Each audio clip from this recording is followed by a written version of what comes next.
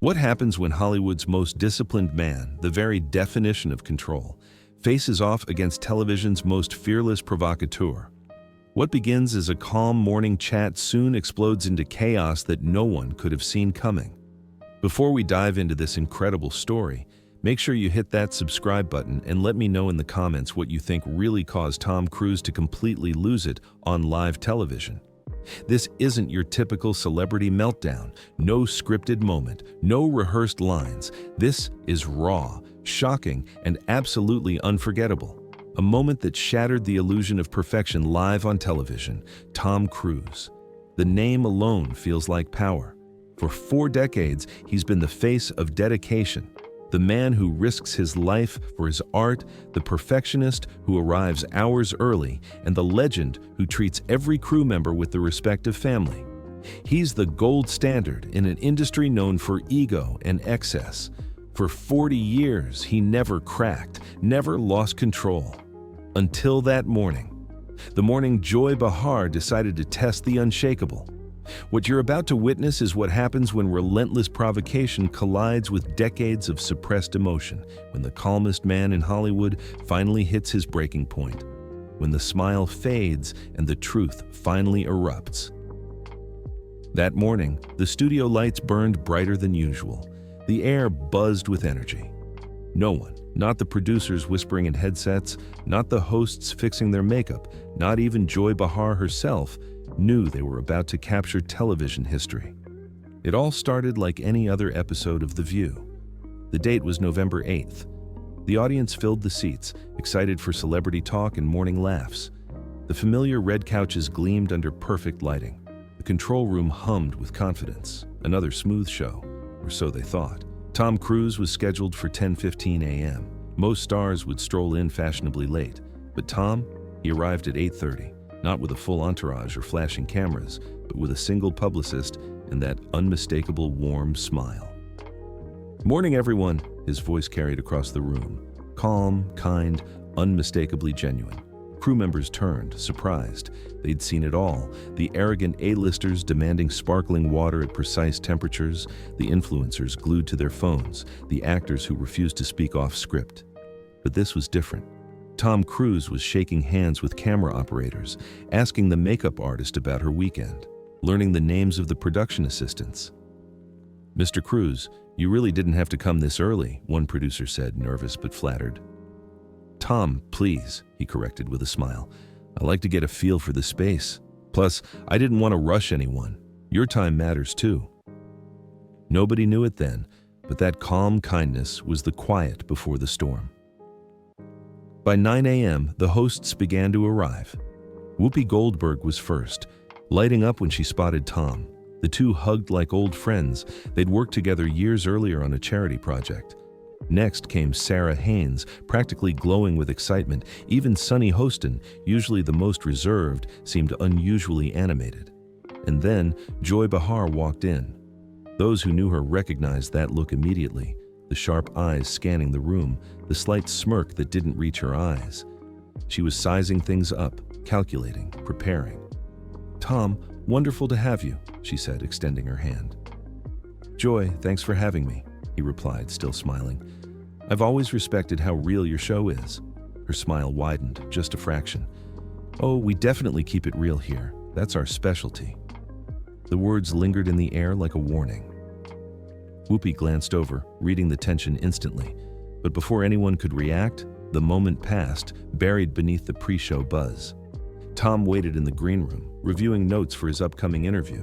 His new film, Shockwave Protocol, was his latest obsession, a story of morality, courage, and the cost of violence.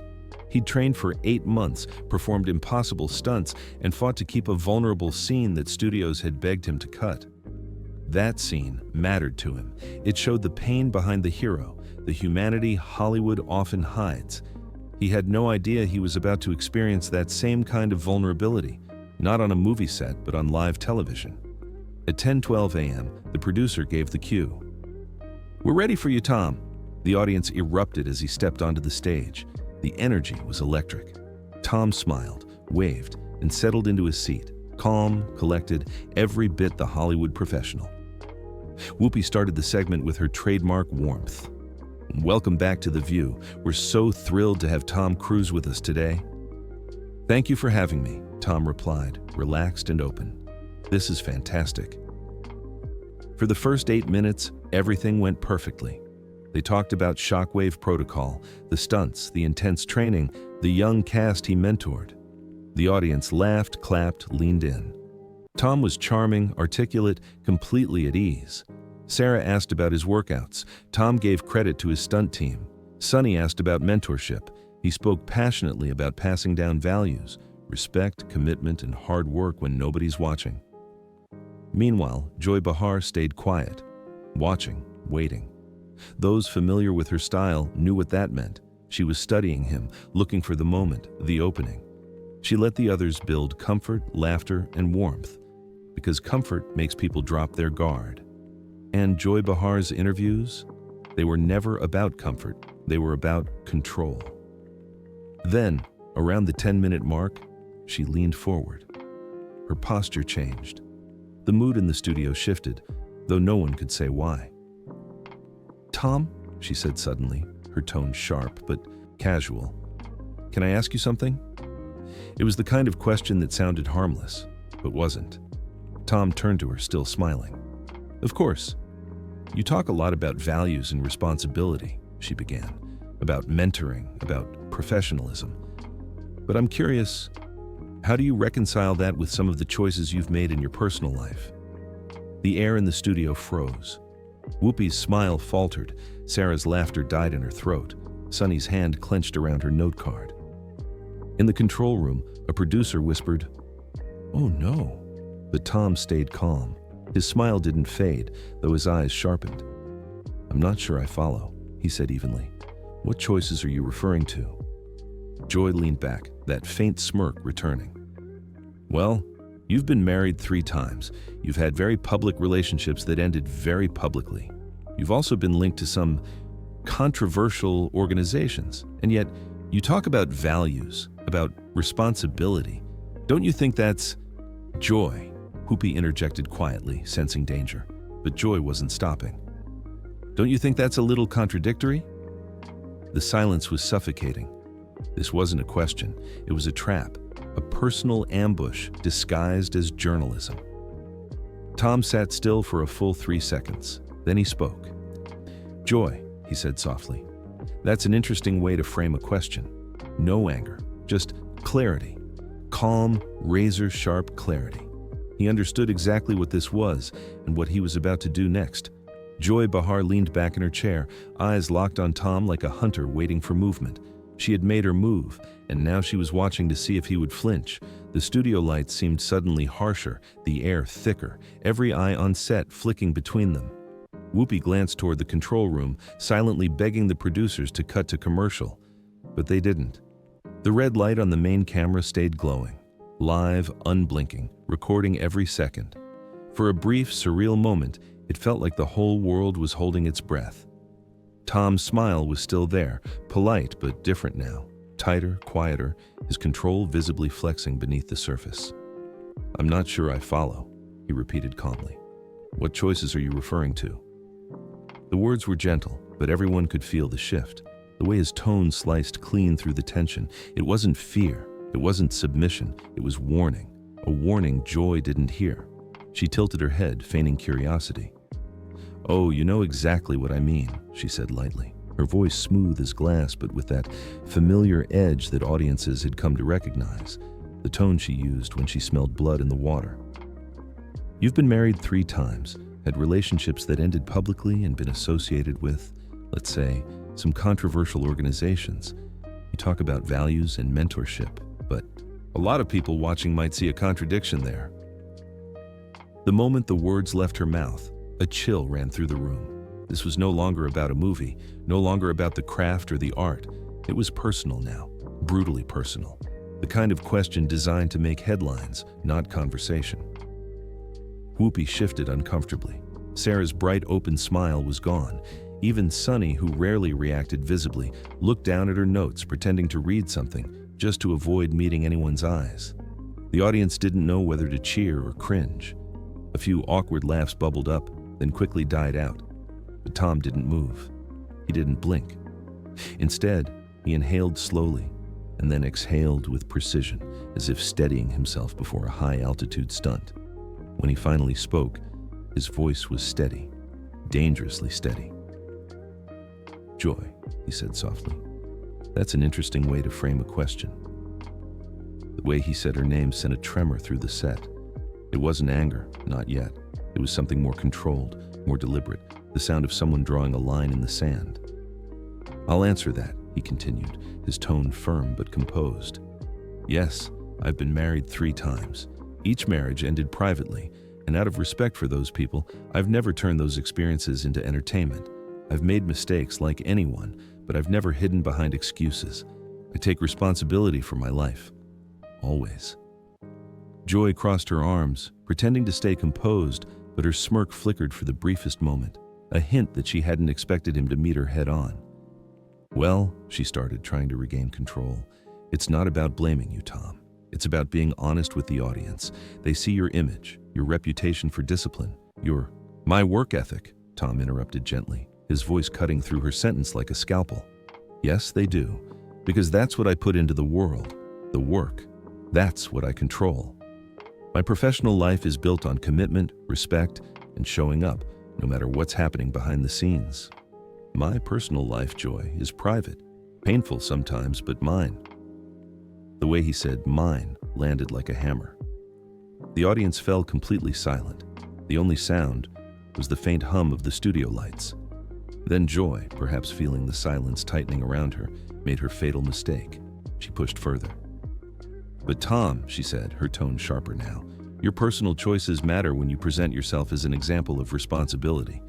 People see contradictions and they wonder—" "Wonder what?" Tom interrupted, still calm, but now with steel behind his words. "Whether I'm human?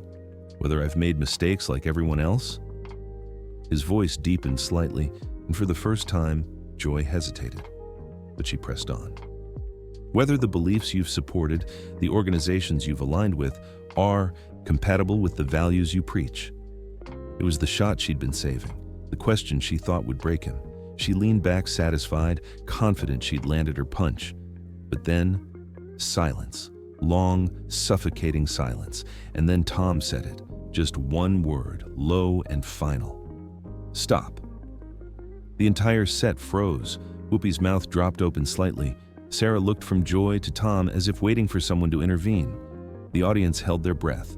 It was a single word, but it carried decades of weight. Decades of interviews where he'd played nice, smiled through discomfort, and let people take their shots. But not today. Today, something inside him had shifted. He turned toward her fully now, every ounce of movie star charm gone, replaced by something raw, real, and unnervingly composed. "Let's be honest about what's happening here," he said, his tone quiet but heavy. "We're not having a discussion about values. You're not asking a question about mentorship. What you're doing is trying to turn my personal life and my beliefs into a spectacle. You're attacking me, Lev, because it makes good television. Isn't that right?" Joy opened her mouth to object, but he continued before she could speak. "You want to talk about my marriages? Fine. They failed. I tried, I fell short, I learned. That's life. But don't confuse that with my work. Ask any director, any crew member, any stunt coordinator who's ever worked with me. Not one of them will tell you I've been unprofessional. Not one. I show up early, I treat everyone with respect, and I give everything I have. That's what I stand for." His voice was rising slightly now, not in anger, but in intensity, the kind that demanded silence, not volume. "You want to talk about belief systems? You're trying to poke at things you don't understand, things that are personal, sacred, and none of your business. You call it journalism. I call it cruelty dressed up as conversation." Joy's face had gone red. She wasn't used to losing control of the narrative, and certainly not on her own show. "I'm a journalist," she said quickly, almost defensively. "I ask questions people want answered." Tom nodded slowly, his eyes locked on hers. "You're a television host," he said evenly, his words like a mirror she didn't want to look into. "There's a difference. You don't investigate, you provoke. You don't seek truth, you seek reactions. That's fine. It's your job. But don't pretend it's noble." There was no sound. The crew members who had seen hundreds of interviews could feel it. Something seismic was happening. Whoopi's lips parted like she was about to jump in, but even she stayed quiet. Tom Cruise, Hollywood's most famously composed man, was standing up, not physically yet, but morally, emotionally, reclaiming the ground beneath his feet. The camera zoomed in slightly, catching the faint glint in his eyes. "Joy, I've spent 40 years in this industry," he continued, his voice softer now, but somehow even more powerful. 40 years of hard days, broken bones, impossible stunts, and personal losses. I've watched people destroy themselves under this spotlight. I've seen how this machine eats people alive. But I survived because I learned control. I learned respect. And I will not sit here and let that be twisted into something ugly for the sake of your ratings. Joy shifted, but her body language betrayed her. The small twitch of discomfort, the flicker of uncertainty in her eyes. This wasn't going the way she'd planned. The audience could see it. The energy had flipped. Tom wasn't the one under scrutiny anymore. She was. He leaned forward slightly, his voice dropping into something almost whisper-soft. "You want to make a point about responsibility? Fine, let's talk about yours." The studio was dead silent. Every person on that set could feel it. The shift, the undeniable turning of the tables. Joy Behar, usually sharp and unshakable, suddenly looked smaller under the heat of the lights. Tom Cruise leaned forward, elbows resting lightly on his knees, his voice calm but heavy with meaning.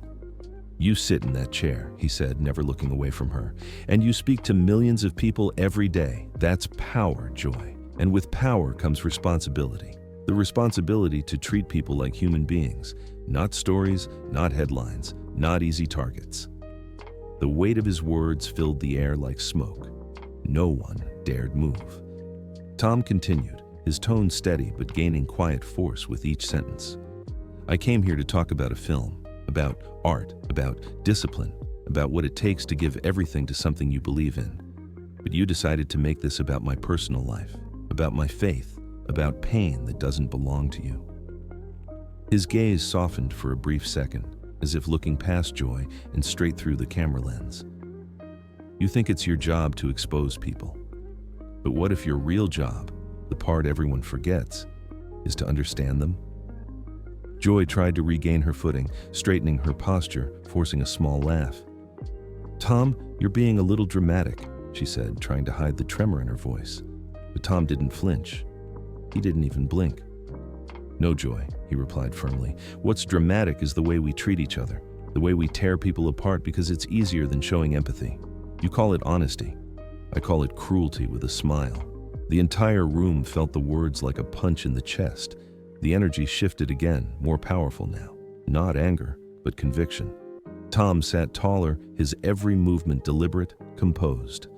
"For 40 years, I've been part of an industry that rewards noise over truth. I've watched people lose themselves trying to survive it. And somehow, you think the way to get to the truth is by humiliation? That's not strength, Joy. That's weakness, pretending to be courage." Whoopi looked down, visibly moved. Sarah had tears in her eyes. Sunny didn't even try to hide her discomfort. She looked away completely. The audience sat frozen, torn between shock and awe. Every word Tom said carried the quiet rhythm of someone who'd been silent too long and was finally ready to speak. "You know what's real?" Tom continued, his tone softening just enough to pull everyone in. "Pain, failure, trying again when the world is laughing at you, that's real. And what's also real is showing up every single day. No matter what people say, no matter who doubts you, that's what I do. That's what I stand for. That's what I teach the people who work with me. Respect, discipline, and grace under pressure."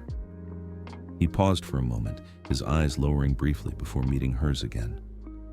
"So, Joy, if you want to talk about contradictions, fine, let's talk about yours.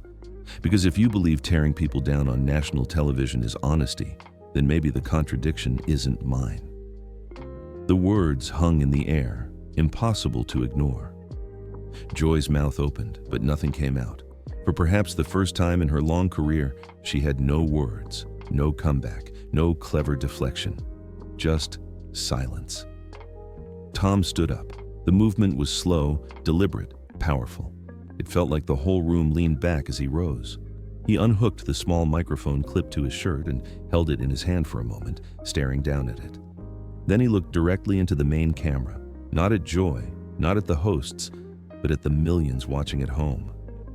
"If you're watching this," he said softly, his voice carrying that familiar strength that audiences had loved for decades, "and you've ever been judged for your mistakes, if people have tried to define you by your worst moments or mocked you for what you believe, I want you to know something. You're not alone.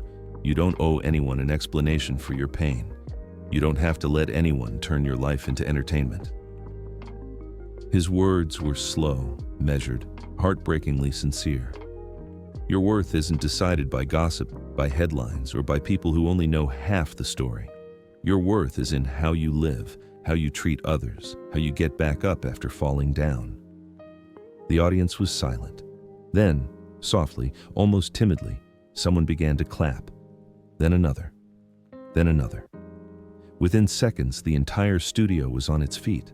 Applause filled the air like thunder. Some were crying, others were just staring, unsure if they were witnessing an interview or a moment in history. Tom gave one small nod, set the microphone gently on the chair beside him, and turned to leave. His footsteps were quiet, but every one of them felt loud. He didn't storm off, he didn't rush. He simply walked, calm, composed, untouchable. As he reached the door, he paused, his hand resting on the handle. Without turning around, he said one final thing. "Remember this, Joy. There's always a person on the other side of your questions." Then he pushed the door open and walked out. The heavy studio door swung closed behind him with a quiet but final thud.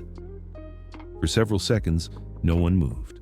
The show that prided itself on endless conversation was now utterly silent.